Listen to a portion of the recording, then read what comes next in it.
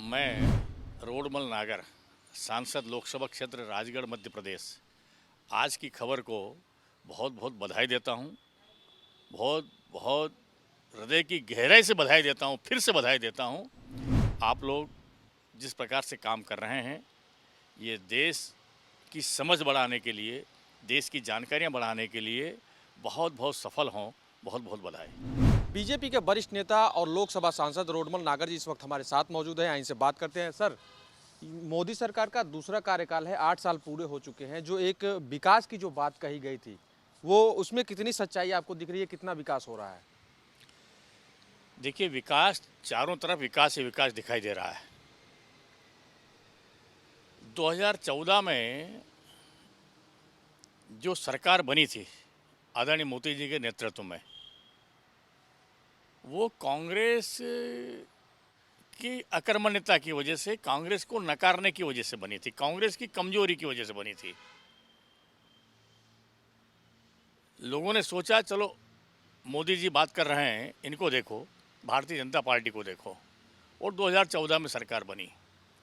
2014 में सरकार बनने के बाद जब देश के लोगों ने देखा, आम जनता ने देखा कि मोदी साहब ने क्या कमाल किया है, इस भारतीय जनता पार्टी सरकार ने क्या कमाल किया है। देखिए, उस समय जो सड़कों की स्थितियां थी, जो ट्रेन की स्थितियां थी, जो साफ़ सफाई की स्थितियां थी, जो अस्पताल की स्थितियां थी, और ख़ास करके जो गरीब आदमी हैं, आदरणीय प्रधानमंत्री जी ने जो योजनाएं चलाई, वो योजनाएं, उनमें से काफ़ी कुछ योजनाएं पहले भी चल रही थी, लेकिन उन योजनाओं की दिशा क्या थी? लोग कहते हैं आवास आवास की योजना तो बहुत पहले से चल रही थी। हाँ, बिल्कुल पहले से चल रही थी, लेकिन एक पंचायत में, एक गांव में कितने आवास मिलते थे और कितने रुपए के मिलते थे, और उस तक वहाँ पहुँचते थे क्या? नहीं पहुँचते थे। लेकिन डीबीडी के माध्यम से डायरेक्ट बेनिफिट और सीधा हितग्राही के खाते में, और उसमें भी सबसे बड़ी बात, खास करके अपने देश में जो पुरुष प्रधान व्यवस्था है, इस पुरुष प्रधान व्यवस्था को थोड़ा और ठीक करते हुए महिलाओं की भी भागीदारी, और सारे के सारे आवास ये महिलाओं के संयुक्त नाम, महिलाओं के नाम से, और इसलिए मातृशक्ति का सम्मान और उसका जीवन स्तर ऊंचा उठे।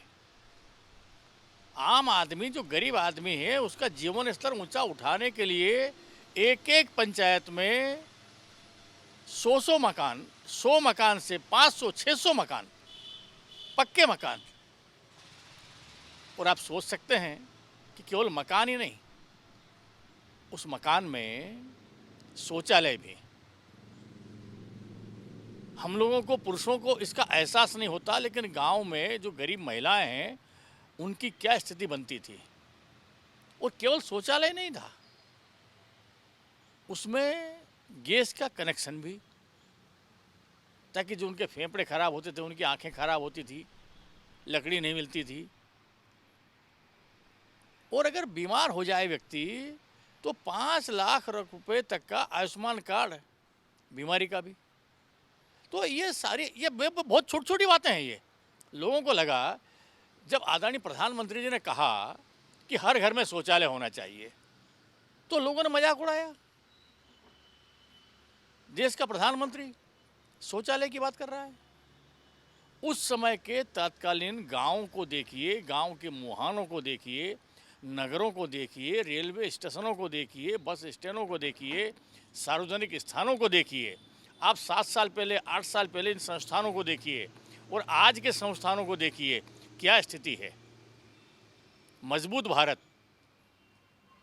स्वस्थ भारत होगा तो मजबूत भारत होगा, सशक्त भारत होगा। तो एक कदम स्वच्छता की ओर, स्वच्छता बढ़ाई, स्वास्थ्य बढ़ा, मजबूती की ओर बढ़े। ये सारे आयाम जो उन्होंने खड़े किए हैं, सड़कों की कनेक्टिविटी, रेलवे की कनेक्टिविटी, पानी की, हर घर में पीने का नल से शुद्ध जल, पीने का पानी भी, सड़कें भी, लाइट भी। हर गांव में लाइट नहीं थी, प्रत्येक गांव में लाइट पहुंचाना, बिजली पहुंचाना, उसमें बल्ब पहुंचाना, कनेक्शन देना, मीटर लगवाना, अरे एक जीवन के सारे आयाम। और सुरक्षा को देख लीजिए आप। सुरक्षा के लिए सैनिक के चाहे जैकेट तो बहुत दूर की बात है, बुलेट प्रूफ जैकेट तो, हेलमेट तो बहुत दूर की बात है, ये पहनने के जूते और उसकी लेस तक हमको बाहर से बुलानी पड़ती थी। आज स्थिति ये है, पिछले साल हमने 25,000 करोड़ का सुरक्षा के अंतर्गत निर्यात किया है। ये स्वावलंबी भारत, आत्मनिर्भर भारत छोटी बात है। किस दिशा में बढ़ रहे हैं। सर बात की जाए मध्य प्रदेश की तो डबल इंजन की सरकार है। एमपी में जो विकास हो रहा है उसे कैसे आप देखते हैं? मध्य प्रदेश का विकास और केंद्र का विकास बिल्कुल साथ साथ चल रहा है। और इसी प्रकार से, इसी से नीचे जो खुशहाली आई है। अब मैं आपको बताऊं बात, मध्य प्रदेश का विकास। मध्य प्रदेश के विकास में या गांव के विकास में मैं अपने क्षेत्र की बात करता हूं। हमारे यहाँ 2014 के पहले या 2014 में 70,000 मीट्रिक टन अनाज पैदा होता था, खाद्यान्न। आज स्थिति ये है कि 4.5 लाख मीट्रिक टन खाद्यान्न पैदा हो रहा है और आने वाले 2 वर्षों में हम 12 लाख मीट्रिक टन खाद्यान्न पैदा करने वाले हैं। और ये केवल कहने की बात नहीं है। ये इस समय हमारे पास छोटे और बड़े मिलाकर के हमारे एक ही जिले में, एक ही कॉन्स्टिट्यूंसी में 15,000 करोड़ के पानी के काम चल रहे हैं। 15,000 करोड़ के। और 4.5 लाख हेक्टेयर जमीन हम नई सिंचित करने जा रहे हैं। राष्ट्रीय राजमार्ग भंगार पड़े हुए थे, आज सारे राष्ट्रीय राजमार्ग चाक चौबंद हो गए हैं। रेलवे की व्यवस्था नहीं थी। सर आपके निर्वाचन क्षेत्र की बात करें तो पिछले 40 दशकों में विकास के मामले में बड़ी बद से बदतर स्थिति बनी हुई थी। आपके आने के बाद वहाँ क्या कुछ डेवलपमेंट हो रहा है? क्या कुछ आपने किया है वहाँ के किसानों के लिए, युवाओं के लिए, महिलाओं के लिए? क्या कुछ डेवलपमेंट कर रहे हैं आप? मैंने कहा आपसे, वही मैं बता रहा था आपको। हमारे क्षेत्र में, हमारे अपने क्षेत्र में पानी की बहुत त्राही थी। आज चारों तरफ पानी पानी है, चारों तरफ पानी पानी है।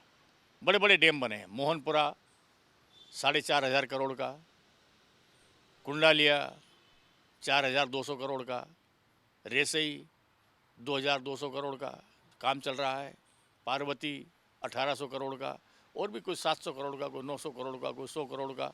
ऐसे सब मिला करके 15,000 करोड़ के काम केवल पानी के लिए, सिंचाई के लिए। और वो पानी सिंचाई के भी काम आएगा, पीने के भी काम आएगा और उद्योग के लिए भी काम आएगा। राष्ट्रीय राजमार्ग जो भंगार पड़े हुए थे वो भी चाक चौबंद हुए हैं। रामगंज मंडी भोपाल जो 2013 में इन्होंने इसको पोस्टपोन करके वहीं समाप्त कर दी थी, ख़त्म कर दी थी, फिर से आदरणीय प्रधानमंत्री जी की प्रेरणा से उसको फास्ट ट्रैक में डाला है। और आने वाले 2 वर्षों में हम कोटा से भोपाल ये पहुंचने वाले हैं।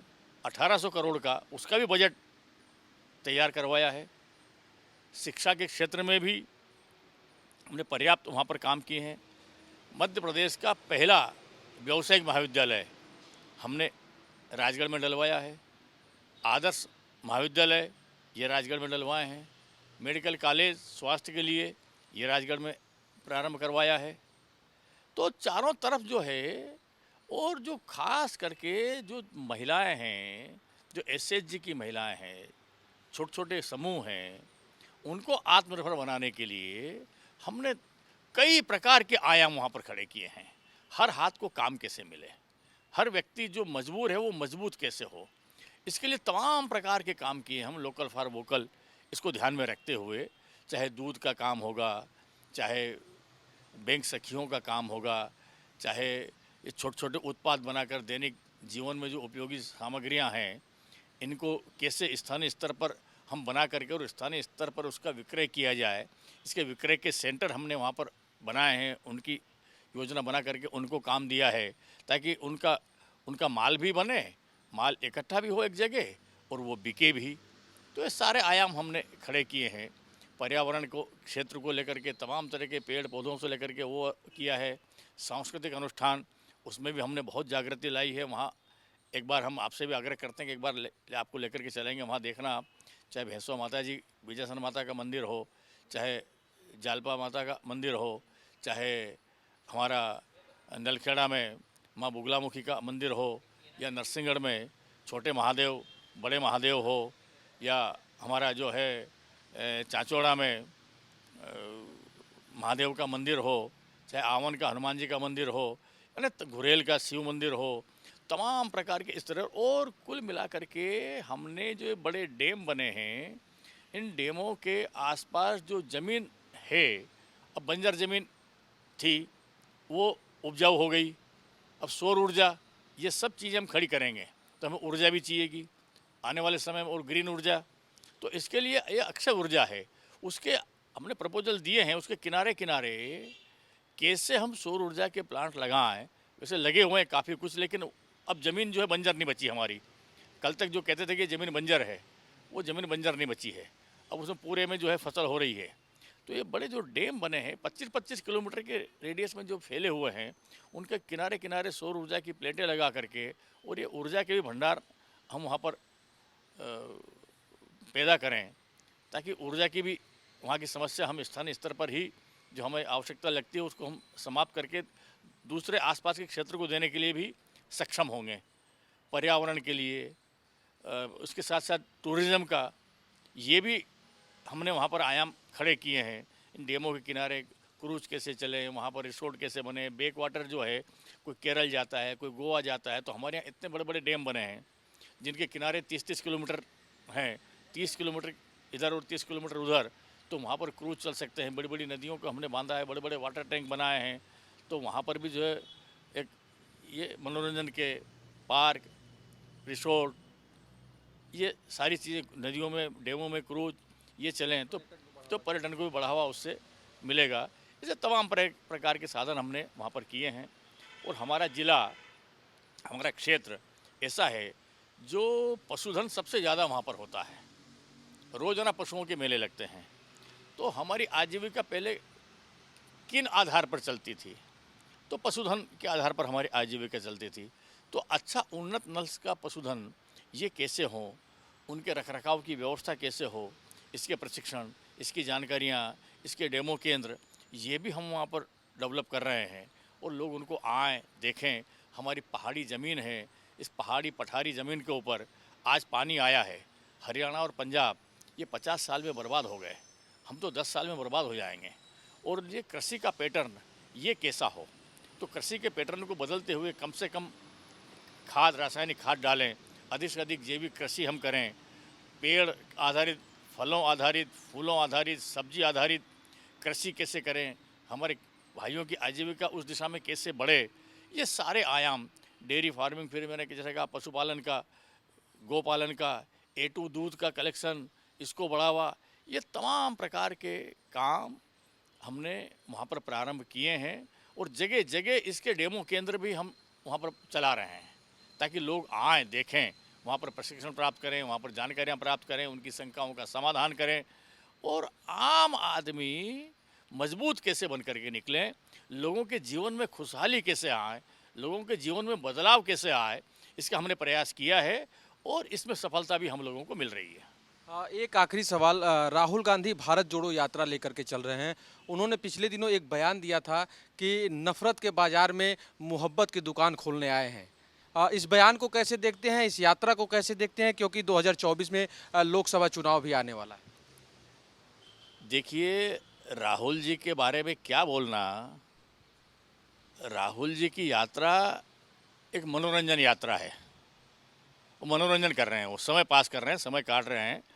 चलो अच्छा है, इस बहाने उन्होंने चल कर के भारत जोड़ो यात्रा, कितना भारत जोड़ेंगे और कितना नहीं जोड़ेंगे, अपने पुरखों का प्रायश्चित कर रहे हैं।